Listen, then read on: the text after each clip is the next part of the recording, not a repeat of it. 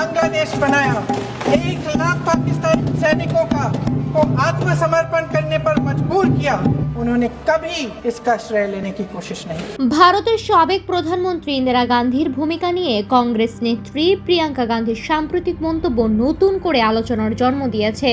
তিনি বলেন, ইন্দিরা গান্ধীর দক্ষ কূটনৈতিক ও রাজনৈতিক নেতৃত্ব এমন একটি পরিস্থিতি তৈরি করেছিল যার পরিণতিতে পাকিস্তান বিভক্ত হয় এবং বাংলাদেশের জন্ম হয়। একই সঙ্গে তিনি দাবি করেন, ইন্দিরা গান্ধী কখনোই এই ঘটনাকে নিজের রাজনৈতিক প্রচারণার হাতিয়ার হিসেবে ব্যবহার করেননি।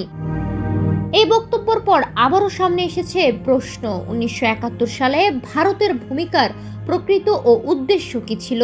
আন্তর্জাতিক সম্পর্ক বিশ্লেষকদের অনেকেই মনে করেন, কোনো রাষ্ট্র কেবল মানবিক কারণে নয়, বরং জাতীয় নিরাপত্তা, কৌশলগত স্বার্থ, অর্থনৈতিক বিবেচনা এবং আঞ্চলিক শক্তির ভারসাম্য মাথায় রেখে পররাষ্ট্রনীতি পরিচালনা করে।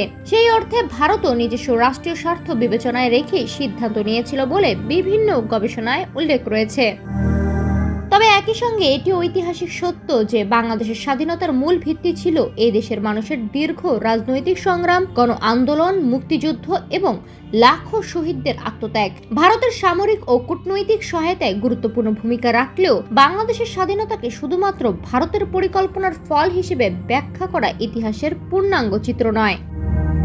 স্বাধীনতার 5 দশকের বেশি সময় পরও সীমান্ত, অভিন্ন নদীর পানি বন্টন, বাণিজ্য, আঞ্চলিক নিরাপত্তা ও কূটনৈতিক ভারসাম্য নিয়ে বাংলাদেশ ভারত সম্পর্ক বিভিন্ন সময় আলোচনায় এসেছে।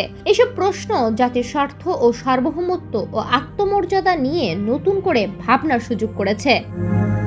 ইতিহাস নিয়ে গবেষণা ও বিতর্ক চলতেই পারে, তবে বাংলাদেশের স্বাধীনতা কোনো দয়া বা উপহার নয়, এটি একটি রক্তস্নাত মুক্তিযুদ্ধের অর্জন। সেই ইতিহাসের মর্যাদা রক্ষা করতে প্রয়োজন তথ্যভিত্তিক ইতিহাস চর্চা, জাতীয় স্বার্থকে অগ্রাধিকার দেওয়া এবং ভবিষ্যতের বাংলাদেশকে আরও শক্তিশালী ও আত্মনির্ভর রাষ্ট্র হিসেবে গড়ে তোলা।